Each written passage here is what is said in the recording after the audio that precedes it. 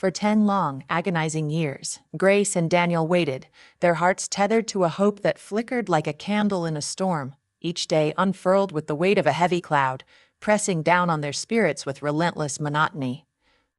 The small, tidy house they had built together in the quiet outskirts of their village stood as a testament to their shared dreams, but it was a dream marred by an aching silence. They had prayed with fervor, their knees worn from countless hours on the hardwood floor, their voices rising in desperate pleas to a God they trusted would hear. They fasted, their stomachs growling in solidarity with their longing, and sought the counsel of every doctor within 100 miles, clutching at every shred of medical advice with trembling hands. Yet the one desire that burned brightest in their souls, a child to fill the empty rooms, remained elusive, a promise unfulfilled. The nursery they had prepared with such care became a shrine to their unrealized hopes. The walls, painted a soft pastel yellow, seemed to mock them with their cheerfulness. A crib handcrafted by Daniel during a rare burst of optimism stood pristine and unused, its wooden slats gleaming under a thin layer of dust. Toys, carefully selected and arranged on a shelf, sat untouched, their bright colors fading slightly with time. Baby clothes, tiny and delicate, hung in the closet, a silent chorus of what might have been. Every corner of that room whispered of dreams deferred, a constant reminder of the joy that had slipped through their fingers. At first, Daniel had been the pillar of strength. His broad shoulders and steady voice had carried them through the early years of disappointment. "Don't worry, Grace," he would say, his eyes warm with faith. "God's time is the best. He knows what we need, and He'll provide." Grace would nod, drawing comfort from his words, her heart lifting with each reassurance. They would sit together on the porch in the evenings, watching the sun dip below the horizon, imagining the laughter of a child filling their home. But as the months turned into years and the years stretched into a decade, that hope began to erode. Daniel's smiles grew rare, replaced by a tightness around his mouth, a shadow in his eyes. His once encouraging words turned cold, mechanical, as if recited out of habit rather than belief. The silence that had once been a shared space of anticipation became a chasm, heavy and oppressive. Daniel began to withdraw, seeking solace outside the house. He spent long hours at the local market, lingering with friends over cups of palm wine, or tending to the small plot of land they owned with a diligence that bordered on obsession. Anything to escape the quiet that echoed through their home, a silence that seemed to grow louder with each passing day. Grace watched him go, her heart aching. But she understood the emptiness was a wound they both carried, though they bore it differently. She remained inside, tending to the house, her hands busy with chores, her mind replaying the prayers and promises of better days. One evening, after a dinner eaten in near silence, the weight of their shared sorrow became too much for Grace to bear. The meal had been simple yam porridge with a sparse scattering of vegetables, eaten at the wooden table they had carved together in happier times. The clink of spoons against bowls was the only sound, a stark contrast to the lively conversations they once shared. As Daniel pushed his plate away, his face etched with exhaustion, Grace took a deep breath. She looked into his tired eyes, searching for the man she had married, and found the courage to speak. "Daniel," she began softly, her voice trembling with vulnerability, "I've been thinking. Maybe we should consider adoption." The word hung in the air like a foreign object, startling in its audacity. Daniel's jaw dropped, his fork clattering against the table. He stared at her, his eyes wide with disbelief. "Adoption," he repeated, his voice a mix of shock and incredulity. "Grace, what are you saying? We've waited 10 years for our own child. Maybe this is how God intends to answer us. There are so many babies out there who need parents, orphans, abandoned souls. We could give one a home." His words tumbled out, a rush of emotion that surprised even him. But Daniel's response was swift and firm. "No," he said, his tone cutting through her hope like a blade. "I don't want to raise someone else's child. That's not what I prayed for. I wanted our blood, our legacy."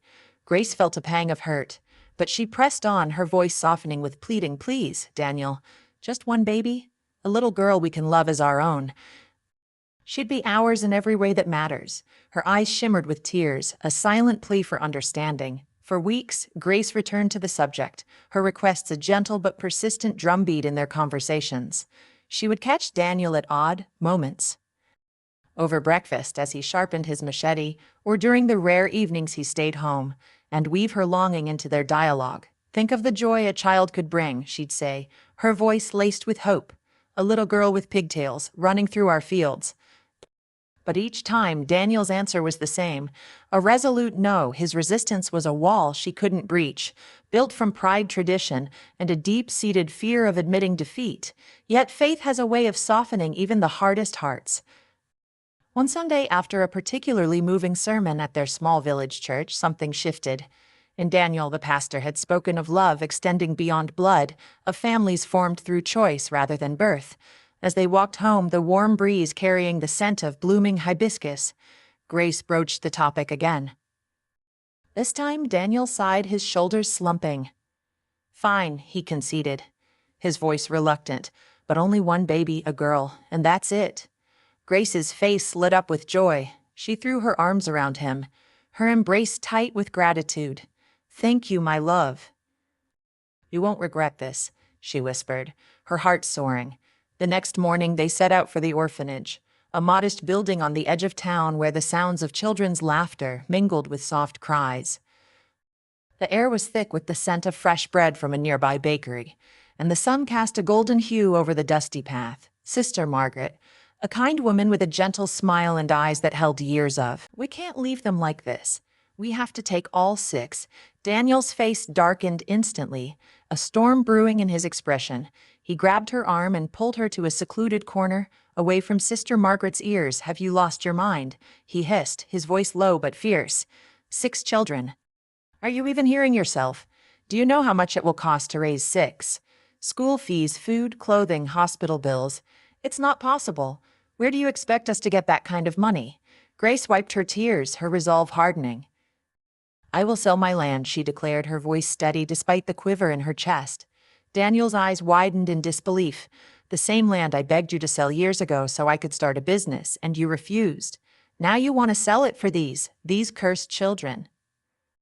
His words stung, but Grace stood her ground. "Please don't call them cursed, Daniel. They are innocent. They need us." Daniel's voice rose, anger flaring. "I will not be part of this foolishness, Grace. Never. You want to throw away everything for strangers. You must be joking." With that, he turned on his heel and stormed out of the orphanage, leaving Grace standing alone, her heart pounding and tears streaming down her cheeks. She returned to Sister Margaret, her voice weak but resolute. "Please don't give them to anyone else. I'll be back tomorrow. They are my children now." Sister Margaret placed a gentle hand on her shoulder, her eyes filled with understanding. "Take your time, my dear," she said softly. As Grace stepped outside, the sun was setting, casting long shadows across the ground. She whispered to herself, "Tomorrow, I will return for you, my children, no matter what it takes." That night, the tension in their home was palpable. Grace sat on the edge of her bed, her eyes swollen from crying, the weight of her decision pressing down on her. Daniel was in the living room, the television's drone a thin veil over his simmering anger, pretending nothing had happened. The air between them was thick with silence, pain, and confusion. Grace's mind replayed the image of the 6 girls, their tiny hands clasped, their tearful eyes pleading. She couldn't shake them from her thoughts, their faces a constant presence in her heart. Daniel entered the bedroom, his presence filling the space with cold resolve. "Grace," he said, his voice icy, "I hope you've come back to your senses." Grace remained silent, her gaze fixed on the floor. Daniel pressed on, "Listen to me. If you go through with this foolish plan, you'll destroy this marriage. 6 children. We're not rich.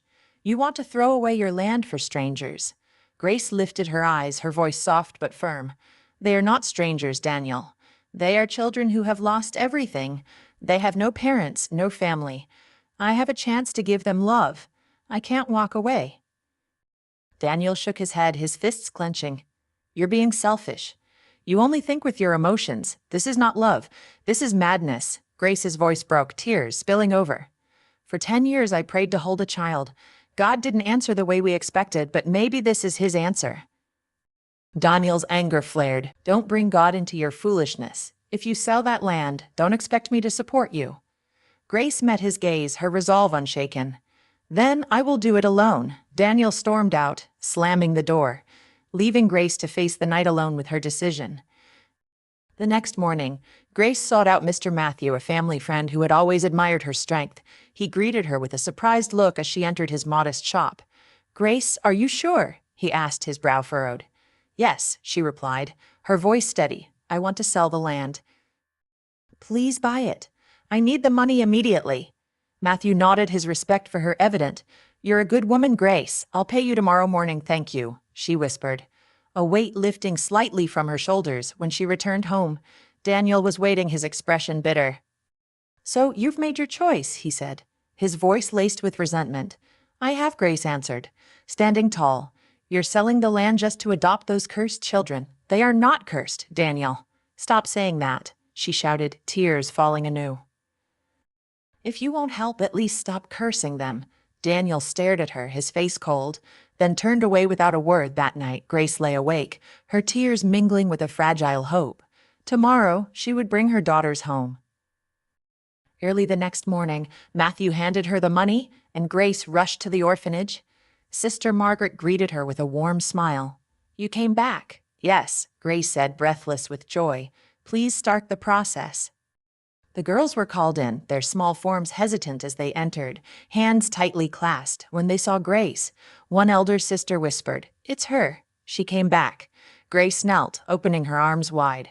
"Come, my daughters." They ran to her, crying, and she hugged them tightly. "From today you are mine. I promise to love you, care for you, and protect you." Sister Margaret wiped her eyes. "May God bless you, Grace. You have a mother's heart." The papers were signed, and Grace rented a small van to take them home. As they drove, the girls' soft singing filled the air, a melody of hope. Grace smiled, her heart full for the first time in years. But at home, Daniel's bitter welcome awaited. "You brought them here," he shouted. "Yes," Grace replied. "They are my daughters now." Daniel laughed harshly. "This house isn't big enough for this nonsense. Don't expect my help." Grace held her head high. "I never asked you to." The girls clung to her, frightened, and she whispered, "Don't be scared, my angels. You are safe." Days turned to weeks, and Grace poured herself into motherhood. She rose early to cook, helped with schoolwork, and comforted them through nightmares. Daniel remained distant, coming home late, his anger a constant undercurrent. Then, one evening, he returned pale. "I lost my job," he said heavily. Grace tried to reassure him, "We'll manage. God will provide." But Daniel's fear turned to blame. "This is a curse, Grace. I told you those children are cursed." He stormed out again, leaving Grace to lean on her faith. She stretched the land money carefully, planning for school fees, food, and clothes. The girls grew, their brightness a light in her life. At 18, Grace faced a tough decision: university for 4, farm work for 2. Mary and Sarah chose to stay, letting the younger 4 study. Years later, Daniel reclaimed the house, forcing Grace and the girls into an abandoned ruin. Mocked by Felicia, Grace stood firm, declaring her love for her daughters. The 4 graduated, but jobs eluded them until Mr. Thompson moved by their story. Hired all 6, reunited. They gifted Grace a new home. Daniel's jealousy led to his death in a car accident. Grace forgave her daughter's brief betrayal, and they thrived, marrying and honoring her legacy. Her story, a testament to love and resilience, inspired all.